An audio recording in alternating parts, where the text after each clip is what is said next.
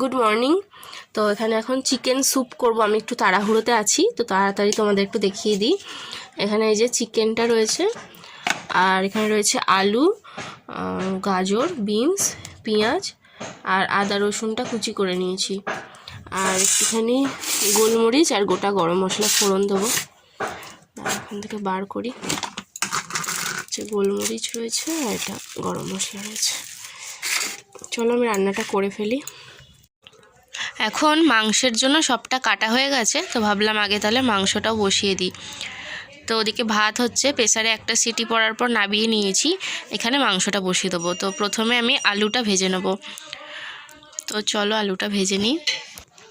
একটা দিদিভাই বা বোন, আমার যাই হবে না কেন, আমাকে বলেছিলে আমি যে জল গরম করার জন্য যে ওয়াটার হিটার যে রডটা ইউজ করি, সেটা ইউজ করা খুব একটা ভালো না এবং সেফ নয়। তো তোমার কথাটা মাথায় রাখবো। তবে হ্যাঁ, আমি ওটা খুব কম ইউজ করার চেষ্টা করব, যতটা বেশি সম্ভব আমি গ্যাসেই জল গরম করে নেব। তবে মাঝে মাঝে কি হয় বলো তো, আমাদের যেহেতু একটাই গ্যাস ওভেন, আর এইটাতেই আমার শাশুড়ি মা রান্না করে, আমিও রান্না করি।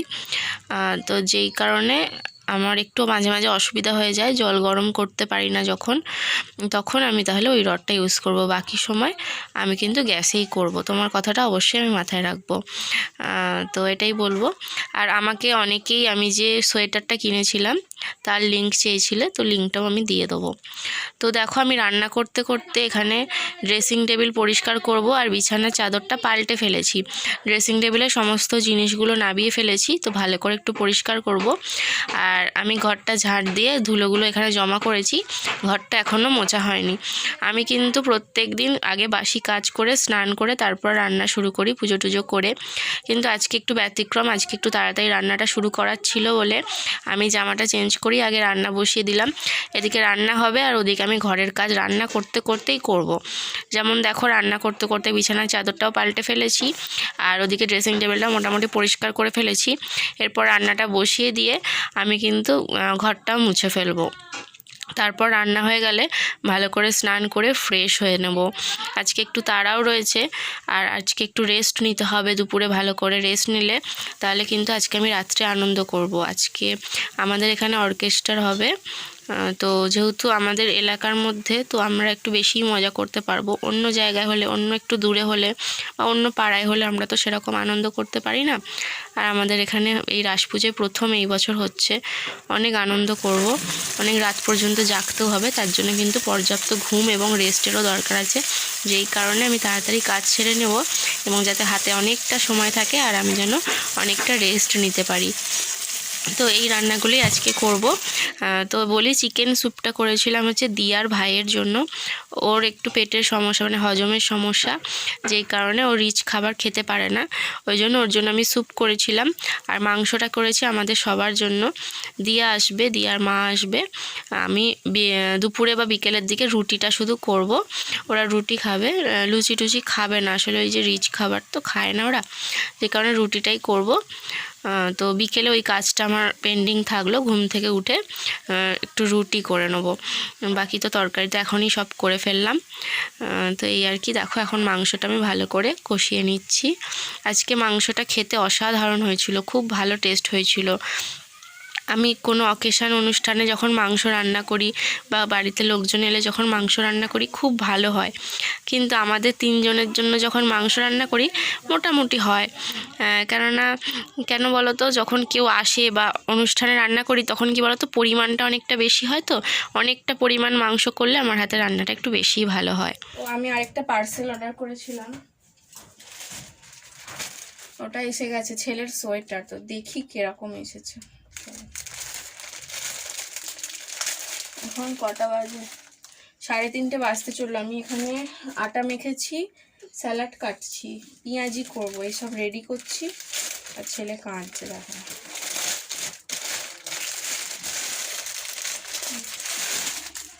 কেমন এলো দেখি।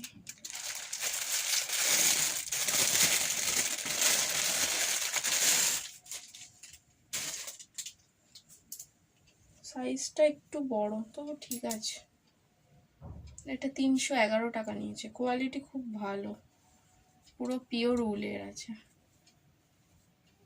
চলবে অনেকদিন এখন। তো এই যে আমি রেডি হয়ে গেছি, আর একজনকে দেখাচ্ছি, তোমরা দেখো।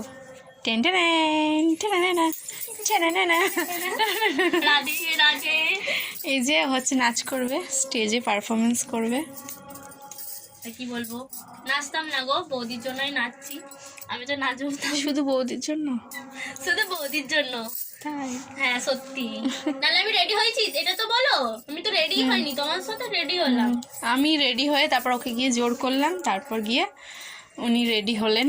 মহারানী রাধা, মহারানী রাধা, রাধে রাধে। দাদা আমাকে জুতো দিয়ে মারবে যদি আমি রাধা রাধা। কেমন হয়েছে সাজটা? হেভি হয়েছে। আমি তো তোর মানে তোর কাছ থেকে ক্যামেরাটা সরাতেই পাচ্ছি না। হেভি।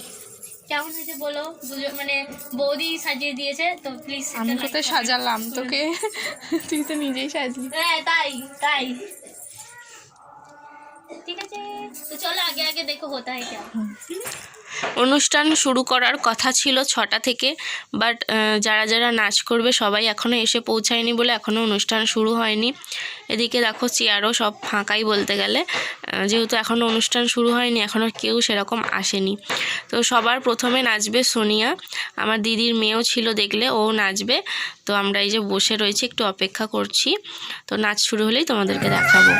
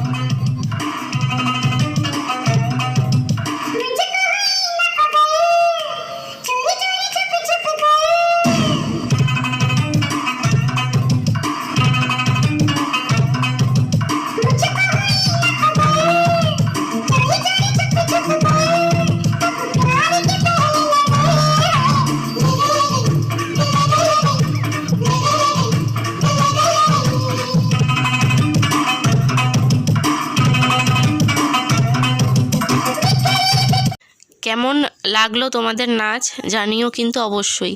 তো আরও অনেক কিছুই নাচ হয়েছে, কিন্তু আমি সবটা ক্যাপচার করে উঠতে পারিনি। তো এরপর যিনি গান করতে এসেছেন আর কি, ওনার গলাটা খুবই সুন্দর। তো তোমরা একটু গান শুনতে থাকো। এনার নাম হচ্ছে স্নেহা, টাইটেলটা আমার ঠিক মনে নেই এখন, আপাতত মনে পড়ছে না।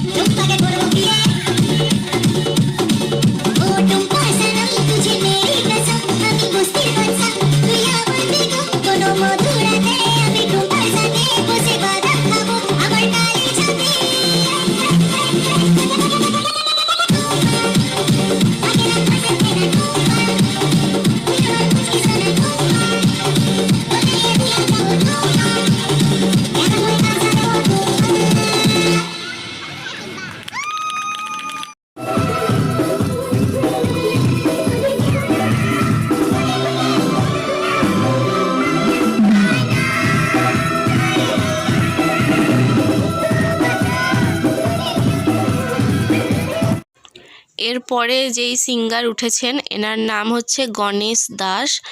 ইনি ডুয়েল ভয়েসে গান করে, ছেলে এবং মেয়ে দুটো ভয়েসেই গান করে। আর এনার গলা তো সব থেকে সুন্দর, মানে অসাধারণ।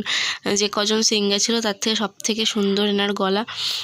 তো আমরা খুবই ভালো উপভোগ করেছি। তোমরা একটু শুনতে থাকো, ভালো লাগবে তোমাদের।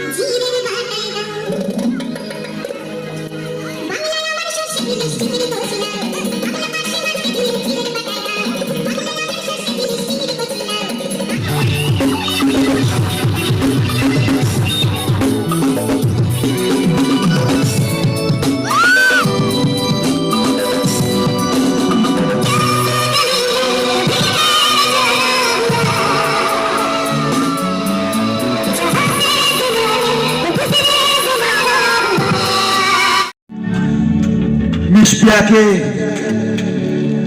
বরণ করে নিচ্ছেন। আজকে ওনার মাধ্যমে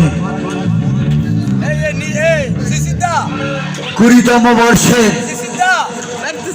আজকে শেষ রজনী দন্দু সার্বজনীন রাস পুজো